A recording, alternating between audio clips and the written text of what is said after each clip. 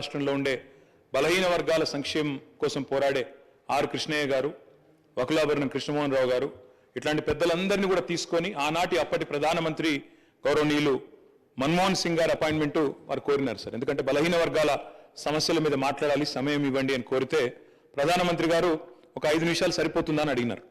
5 నిమిషాలు కాదు సార్, ముఖ్యమైన సమస్య మీకు వివరంగా చెప్పాలి, దయచేసి ఒక 40 నిమిషాలు టైం ఇవ్వండి అంటే దాదాపు ప్రధానమంత్రి మన్మోహన్ సింగ్ గారు గంటన్నర సమయం ఇచ్చి డిసెంబర్ 17, 2004 అధ్యక్ష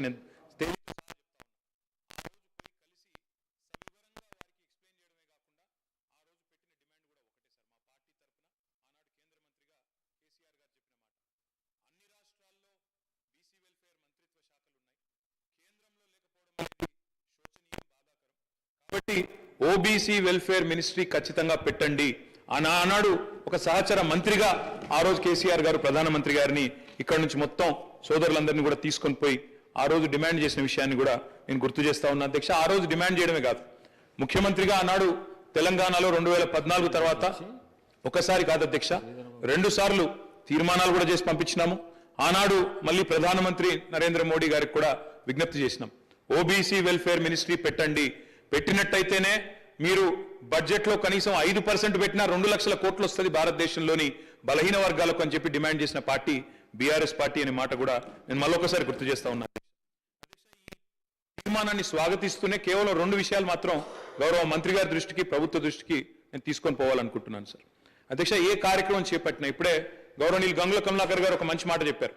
బీహార్లో ఈ ప్రయత్నం చేసినారు, అక్కడ జనరల్ అడ్మినిస్ట్రేషన్ డిపార్ట్మెంట్ ద్వారా జేఏడి ద్వారా అక్కడ ఈ కార్యక్రమాన్ని వారు ప్రయత్నం కూడా చేసినారు. ఆనాడు జేడీయూ కాంగ్రెస్ పొత్తులో ఉండే అనుకుంటా, అక్కడ ప్రయత్నం ఆర్జేడీ పొత్తులో ప్రయత్నం చేసినారు. కానీ దురదృష్టవశాత్తు న్యాయపరమైన చిక్కులు రావడం వల్ల మొత్తం ప్రక్రియ ఆగిపోయింది. 500 కోట్లు బడ్జెట్లో పెట్టినప్పటికీ మొత్తం కార్యక్రమానికి విఘాతం కలిగి ఈరోజు ఎటు కాకుండా త్రిశంకు స్వర్గంలో వేలాడుతూ ఉన్నది. కాబట్టి నా విజ్ఞప్తి, మా అందరి విజ్ఞప్తి, మా పార్టీ తరఫున కూడా ప్రభుత్వానికి నేను చేసే విజ్ఞప్తి అధ్యక్ష, ఈ కార్యక్రమం ఫలవంతం కావాలి అంటే మీరు తదుపరి మీరు చెప్పిన బీసీ డిక్లరేషన్లోని ఆ అంశాలన్నీ కూడా అమలు కావాలని మనస్ఫూర్తిగా ఆశిస్తూ ఆకాంక్షిస్తూ ఇది ఫలవంతం కావాలి అంటే ఒక పని చేయాలి అధ్యక్ష. దయచేసి శాసనసభను పొడిగించండి, ఇంకా 2 రోజులు పొడిగించండి, బిల్లు ప్రవేశపెట్టండి. చట్టబద్ధత ఉంటేనే ఈ కార్యక్రమం ఫలవంతం అవుతుంది తప్ప లేకపోతే విఫలం అవుతుంది సార్. ఇంకొక మాట కూడా సార్, ఇప్పుడు జస్టిస్ రాజేందర్ కుమార్ సచార్ గురించి కూడా గౌరవ ముఖ్యమంత్రి గారు చెప్పినారు. అధ్యక్ష, జస్టిస్ రాజేందర్ కుమార్ సచార్ కమిటీ ఏర్పాట్లో కూడా మా పాత్ర ఉంది, మా నాయకుడు కేసీఆర్ గారి పాత్ర ఉంది. ఆ రోజు యూపీఏలో కేంద్ర కేబినెట్ లో వారు ఉన్నప్పుడే ప్రతిపాదన కూడా తీసుకొచ్చాం. ఇప్పుడు ఎందుకు చెప్తా ఉన్నా ఈ మాట అంటే జ్యుడిషియల్ శాంక్టిటీ కానీ అధ్యక్ష ఒక్క నిమిషం మీరు చెప్పాలి చెప్పింది దాని మొత్తం అధ్యక్ష చెప్పండి సార్ అధ్యక్ష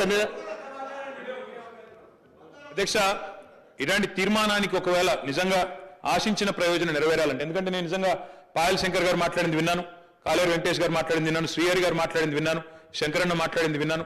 అందరి గొంతుల్లో ఒక ఆవేదన ఉంది అధ్యక్ష. మా మంత్రి గారికి కూడా చాలా ఆవేదనలో డెఫినెట్ గా వారికి కూడా ఆవేదన ఉంది.